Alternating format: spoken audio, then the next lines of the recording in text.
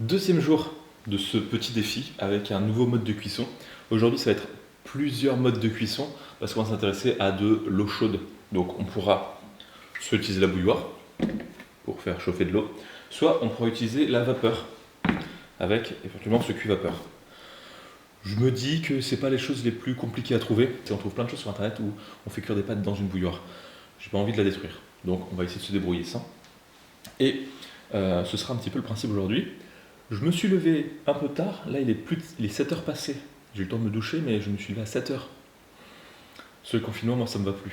Franchement, je me décale complètement. En plus, avec le décalage horaire du changement d'heure de la semaine dernière, moi j'aime pas trop. J'aime pas trop ce genre de choses. On va utiliser la bouilloire pour faire du porridge. Là, je pense que ça va être le matin le plus. C'est le truc que beaucoup de gens font, de faire cuire dans de l'eau chaude, mais j'aime pas trop. Après, c'est le principe, hein, j'ai signé pour ça. J'ai un peu choisi. Ah oui, aussi, si vous avez vu, j'ai le même short qu'hier, peut-être que vous ne le voyez pas, tant mieux. C'est un short de bain, parce que je me dis comme ça fait vacances. Voilà. Pour ce petit déjeuner de champion, toujours les mêmes ingrédients, un peu de choses près. Pas faire la bêtise d'hier, un peu moins de flocons d'avoine, je trouve que c'est déjà sûrement plus que ce que pas mal de gens font. Petit raisin sec, et à ce moment, je vais mettre de l'eau chaude. Et on va dire que ça va apporter un petit peu de liant à tout ça. Donc là, on est au moment où ça donne pas du tout envie. Je vais mettre quelques petites graines de sésame. Essayer de faire un petit peu ma chon d'Instagram. Quelques petites amandes. Oh, c'est magnifique. Ouais. Un petit peu de confiture de fraises que je viens de faire. Ouais, non. C'est du pot. On va mettre quand même un petit peu de fruits frais. Ah, et je sais ce que je vais rajouter à la fin pour la petite final touch. C'est le moment de se droguer. Un petit peu de pavot. Voilà. Et là, on est à fond. Ouh là. Là, on est à fond. Là, on est dans le truc. Voilà. Et ça, je vais pas du tout le mélanger comme un gros dégueulasse. Et on peut passer à table. Ça va pas être mon petit déjeuner préféré de la semaine, je pense, bien au contraire, j'ai déjà dit. Et là, le côté challenge est quasiment nul. Parce que c'est pas un challenge de mettre de l'eau chaude dans des flocons d'avoine.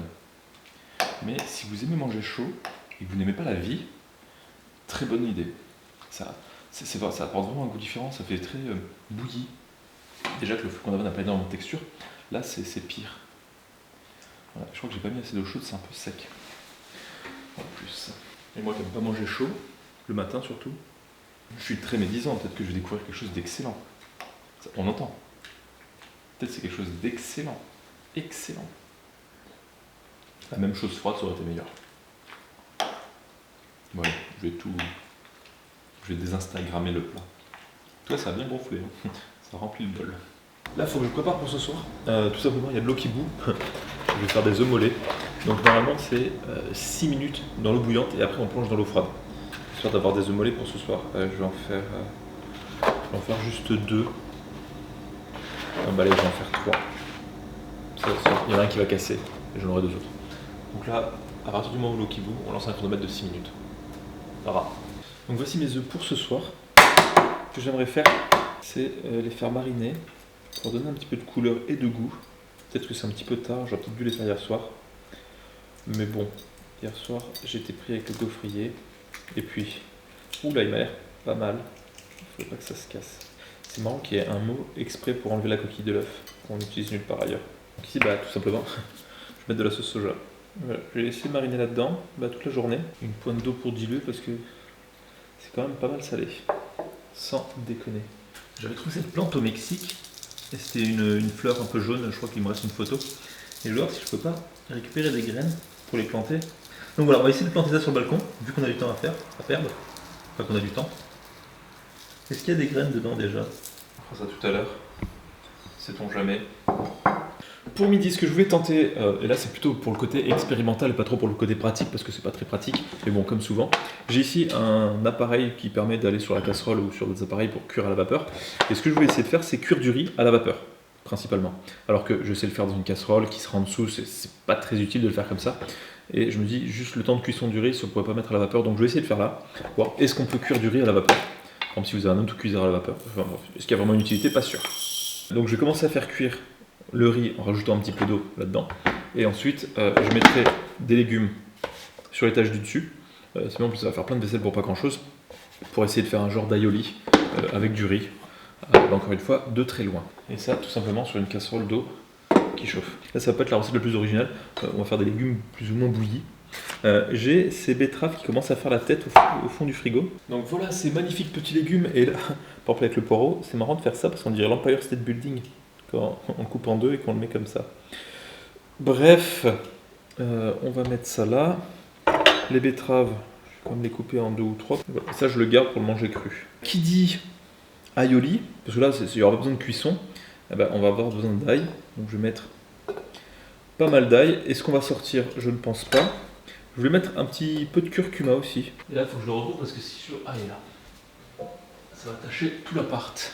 Et donc, une mayonnaise, souvent on dit, faut mettre que le jaune d'œuf. Parce que dans le jaune d'œuf, il y a des tensioactifs.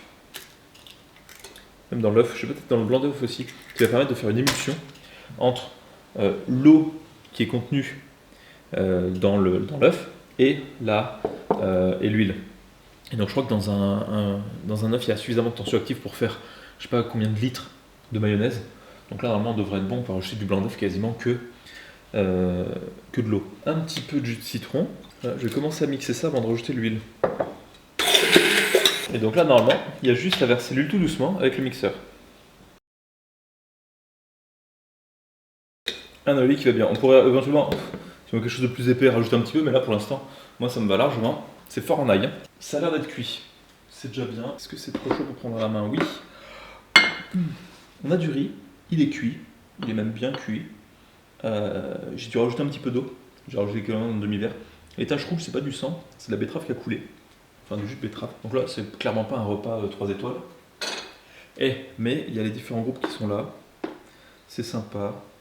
On a les légumes. Je les ai un peu sous-cuits parce que je préfère quand ils sont pas trop mous. Et on va mettre un petit peu, et quand je dis un petit peu, c'est pour dire beaucoup, de cette... Regardez la texture. Ça, c'est pas parfait. Et voilà, pour manger avec le riz, avec les légumes, éventuellement rajouter un peu de sauce piquante, un petit peu de... Voilà, et ça c'est pas mal. On va goûter. La sauce fait tout. Donc là, pas trop de grandes surprises. Point de vue des goûts, le riz peut se cuire à la vapeur. Voilà, on a un cuiseur vapeur. Ça se cuit un peu comme ça, un petit peu de sauce. C'est bon, je ne vais pas rester trop longtemps sur la dégustation. Les carottes qui sont encore un peu croquantes. On aurait pu mettre du poisson évidemment, mais c'est encore trop cliché. C'est le plat où on se dit, ah bah tiens, c'est sain.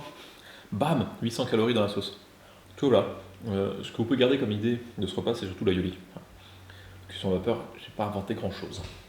Après ce repas, somme toute presque léger, je vais faire un petit dessert goûter à la vapeur avec du chocolat.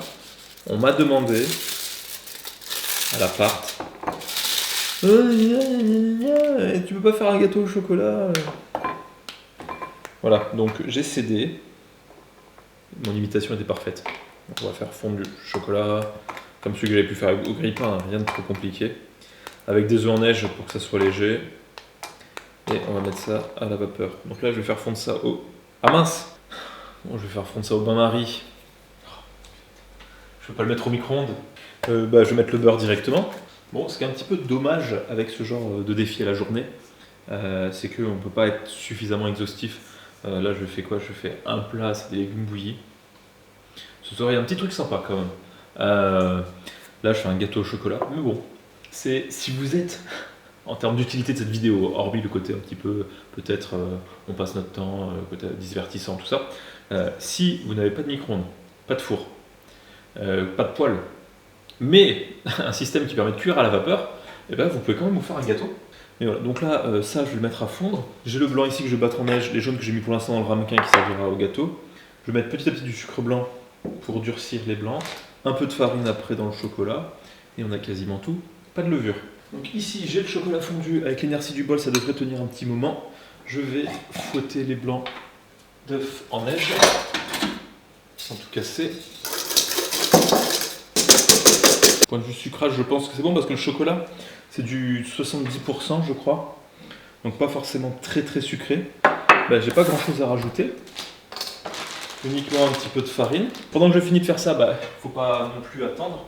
Je mets le système ici. Bon, c'est un peu flou, c'est un peu loin, mais bon, vous avez le principe. Voilà, n'oubliez pas de tamiser la farine. Très important. Je vais incorporer les 2 jaunes d'œufs. Et ça, je vais le mélanger, l'incorporer petit à petit à ma meringue. D'abord, on va mettre un petit peu de meringue là-dedans et incorporer délicatement, un petit peu dans chaque ramequin. C'est très très bon. Donc je vais les mettre ici. Et je pense qu'on revient d'ici une demi-heure, une fois que j'ai tout rangé. Voilà, je sais pas trop si c'est cuit. Est-ce que si on plante un couteau, on voit quelque chose? On voit rien. Ça m'a l'air cuit. Je vais les sortir et les laisser refroidir un petit peu, sachant qu'il y a un peu d'eau qui a coulé, parce qu'avec le couvercle, il y a quand même de la condensation qui retombe. Donc on va peut-être laisser ouvert pour que ça sèche un peu. Je reviens ici parce que j'avais oublié d'allumer le micro. Donc je disais que ça aurait été criminel de ne pas le goûter tiède et de le goûter que froid. Et là, pour savoir peut-être c'est meilleur tiède, mais en tout cas, j'en goûte devant vous. C'est vraiment un truc à tester. On a ce côté un petit peu humide du gâteau au chocolat dans toute la hauteur. Il n'y a pas le centre qui est fondant et le reste qui est un peu sec. Là, c'est super bien cuit de toutes parts. On a cette texture un petit peu de cottage cheese. Non, il faut vraiment essayer. Franchement, c'est super, super bon. Ce que je disais tout à l'heure, oui, faire à la vapeur, c'est pas fou. Enfin, rien de nouveau, on n'est pas exhaustif, mais s'imposer des contraintes peut nous forcer à tester des choses qu'on n'aurait pas testées. On sait que c'est possible de faire cuire un gâteau à la vapeur, mais on n'aurait pas forcément testé. Et bien celui-là, je trouve meilleur que beaucoup de gâteaux au chocolat que j'ai pu faire au four, que je m'y prends mal. Peut-être c'est un coup d'essai, un coup de chance, parce que j'ai un peu mélangé au hasard. Mais bon, ça c'est bon.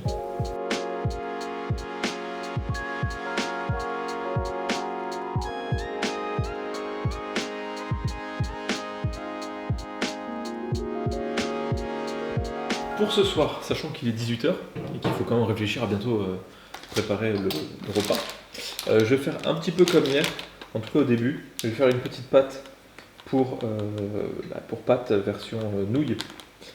Pas en faire trop, on a déjà bien mangé. Et ce que je voulais faire pour ce soir, ce sont des genres de ramen qui vont être cuites. Je vais essayer de les faire très très fines, juste avec de l'eau bouillante qui est dessus. Donc tout est prêt. C'est comme des nouilles instantanées mais qui ne sont pas pré-cuites. Peut-être que ça ne sera pas bon et que la pâte va rester un peu crue. Oh, je prends le risque, au pire, c'est quoi?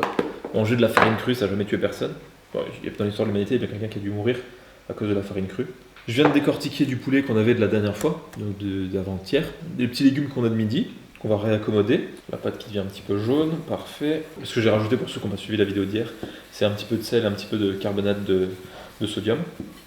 Donc c'est du bicarbonate qui a été passé au four à 120 degrés pendant 30-40 minutes. Ça fait une réaction chimique qui va rendre le tout plus basique. Et donc qui, ici, va donner un petit peu d'élasticité et des petites choses sympas à la pâte. Mais ça, vu que vous suivez toutes les vidéos de manière assidue, vous le saviez déjà. C'est dans la vidéo de la série de vidéos cachées que j'avais faite, il y avait les 14 vidéos d'un coup, où il y en avait une, selon les branches que vous preniez, où il y avait des ramen justement que j'avais utilisées, que j'avais faites avec cette technique-là. Donc là, la pâte est quasiment prête. Je vais finir de la pétrir un petit peu, la couvrir et la ressortir d'ici une petite heure pour la former et assembler et mettre de l'eau bouillante dessus. Normalement, c'est tout ce qu'on aura à faire. Donc là, hier soir, c'était des raviolis. Là, c'est des trucs, on va dire, dans l'idée des ramen, même si c'est un peu une insulte aux ramen qu'on peut acheter. Mais bon, hein, qu'ils viennent. Donc ici, pour préparer mes pâtes, sachant qu'elles n'ont quasiment pas de cuisson. Pas de cuisson. Ouais. Ici, à côté, j'ai mes petites garnitures. Donc c'est les légumes qu'on a mangé plus ou moins ce midi. Le poulet que j'ai récupéré sur la carcasse de la dernière fois. Et les œufs qui ont mariné depuis ce matin. Donc là, je pourrais les cuire normalement comme des ramen. Et vous, je vous conseille éventuellement de le faire. Je mangerai de la pâte crue, ce n'est pas la première fois. Moi, ce qui me donne bien envie, c'est ces petits œufs là qu'on marinait dans de la sauce soja.